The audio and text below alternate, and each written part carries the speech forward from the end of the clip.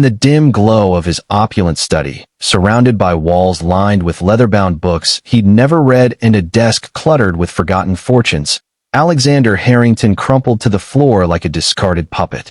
His hands clutched at his chest as if to rip out the aching void inside, tears streaming unchecked down his chiseled face, a face that had graced boardrooms and tabloids alike. It was the anniversary of his wife's betrayal, the day she had walked out with his business partner, leaving behind a note that shredded his soul. "You were always richer in money than in love." The empire he built meant nothing now. Success had been his armor, but tonight, it cracked wide open. Sobs racked his body, echoing in the empty mansion as he whispered to the shadows, "Why wasn't I enough?" In that moment of utter heartbreak, the doorbell rang, a soft, insistent chime that pierced the silence like a lifeline he didn't know he needed. Alexander Harrington stared at the bundle on his doorstep, the rain pattering softly against the marble steps of his sprawling estate. The baby, swaddled in a faded blue blanket, let out a tiny cry that cut through the storm like a knife. His heart, still raw from the night's emotional torrent, skipped a beat. "This can't be real," he muttered, denial flooding his veins like ice water. He glanced around the empty driveway, expecting some cruel prank, but there was only the wind whispering through the manicured hedges. With trembling hands, he scooped up the infant, its small face scrunched in discomfort, and hurried inside, slamming the door against the world. The mansion felt even more cavernous now, its high ceilings mocking his isolation. Alexander paced the living room, the baby cradled awkwardly in his arms. Who would do this? Why me? His mind raced back to his own wounds, the betrayal that had left him a hollow shell. 2 years ago, Victoria had shattered him, taking not just his trust, but his belief in love. He'd buried himself in work, amassing more wealth as if it could fill the emptiness. Now this child? It was absurd. He set the baby down on the plush sofa and dialed his lawyer, barking orders for investigations, paternity tests, anything to prove this wasn't his problem. But as the hours ticked by, denial cracked under the weight of reality. The baby fussed, and Alexander, fumbling with formula from a hastily summoned delivery, felt a surge of ineptitude. "I'm not equipped for this," he thought, his internal voice laced with self-doubt. "I've failed at everything that matters. Marriage, connection. How could I care for a life?" Pain seeped in then, unbidden and fierce. He sat on the floor, back against the wall, watching the infant sleep. Memories assaulted him. Victoria's laughter turning to scorn, the empty bed, the boardroom victories that tasted like ash. Tears welled again, mixing with the ache of his past trauma. "I've lost so much," he whispered. "What if I lose this too? What if I'm the monster she said I was?" Morning brought Aisha, his young black maid, arriving early as always. At 24, she moved with quiet grace, her dark curls tied back, her warm brown eyes holding a wisdom beyond her years. She'd been with him for a year, cleaning the echoes of his loneliness without judgment. Seeing the baby, her face softened. "Mr. Harrington? What's this little one doing here?" she asked, her voice a soothing melody with a faint Nigerian accent. Alexander explained in fragments, his voice breaking. Aisha didn't hesitate. She picked up the child, cooing gently, her hands expert from caring for her own nieces back home. "Babies sense fear," she said softly, handing him a bottle. "But they also sense love, even if it's buried deep." Her words stung, piercing his denial. As she helped him feed the infant, their eyes met, hers full of empathy, his guarded yet grateful. "Why are you so kind?" he asked, pain twisting his features. Aisha smiled faintly. "Life's taught me pain too. Lost my family young, came here chasing dreams. But holding on to hurt, it only chains you." She shared snippets of her story, fleeing hardship, working odd jobs, finding solace in small acts of care. Alexander listened, really listened, for the first in months.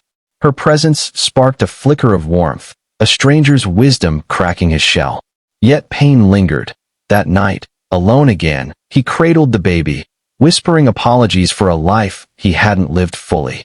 Days blurred into a routine of reluctance. Alexander hired nannies, but they felt impersonal. Aisha stepped in more, her interactions becoming lifelines.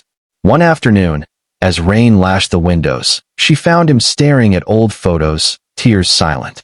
Pains like this storm, she said, sitting beside him uninvited, a bold move for an employee. It rages, but it passes if you let it. He opened up then, sharing the betrayal's depths, the failure that haunted him. I built walls to protect myself, he admitted. But they've trapped me. Aisha nodded, her hand briefly on his arm, a touch of humanity. Walls keep out hurt, but also joy. This baby? Maybe it's a door. Her words echoed in his mind, stirring reflection amid the pain. Small victories emerged. The baby's first smile at his voice, Aisha's laughter filling the halls. Yet denial resurfaced in doubts. This isn't my child, my life. But the pain evolved, becoming a teacher rather than a tormentor. As the chapter of initial shock closed, Alexander felt the stirrings of change. The baby's cries no longer terrified him. They called to the broken parts he needed to mend. Interactions with Aisha deepened. Mentor-like, she shared proverbs from her culture. The river that forgets its source will dry up. He reflected on his roots, his own neglected childhood amid wealth. Pain gave way to tentative healing, one fragile step at a time. Reflection dawned slowly for Alexander, like sunlight filtering through storm clouds. Weeks after the baby's arrival, he sat in his study, paternity results in hand, negative, as expected. But the note attached shattered assumptions. She's yours in spirit. Her mother was my sister. Your brief affair years ago. I can't raise her. Forgive me. The truth hit like a wave, pulling him under. The maid? No. The baby was from a forgotten fling, but the note mentioned Aisha indirectly. The one who cares for your home knows my pain. Confusion swirled, but reflection urged him deeper. He confronted Aisha that evening, documents trembling in his grip. Did you know? He asked, voice laced with vulnerability. She met his gaze steadily, pain mirroring his own. The baby is my niece, she confessed. My sister, she passed last month. Overdose. She begged me to give the child a better life. I couldn't. I'm barely surviving. But you have everything. Betrayal's echo resounded. Another secret, another wound. Why hide it? He demanded, pain resurfacing raw. Aisha's eyes filled with tears. Fear. You'd fire me, reject her. I've lost so much, family, home. This was my last hope. Her story unfolded. Orphan young, sister spiraling into addiction, Aisha's sacrifices to keep them afloat. Alexander listened, reflection blooming amid the hurt.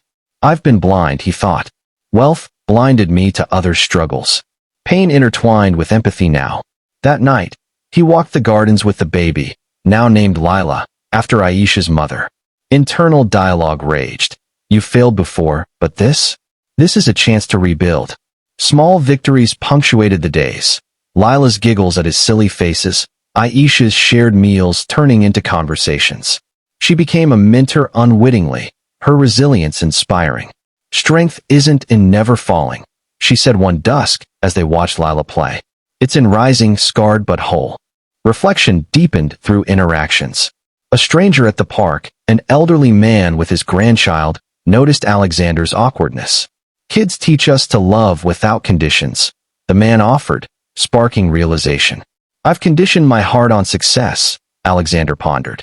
Back home, Lila's tiny hand in his melted barriers.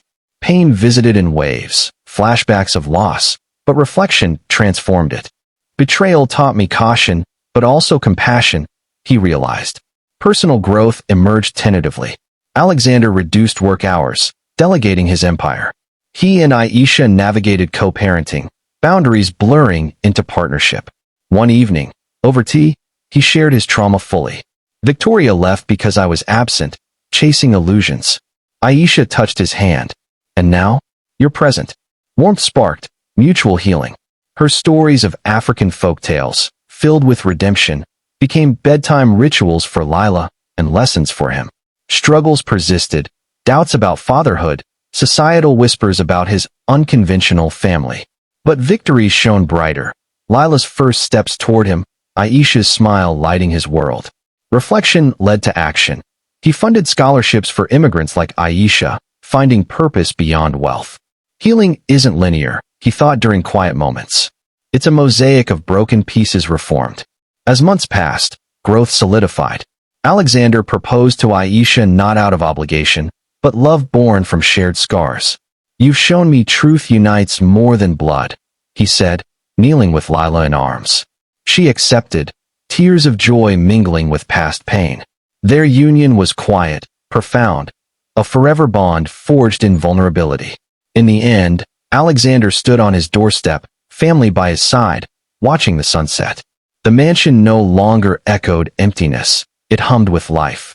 Self-acceptance washed over him. "I'm enough, flaws and all."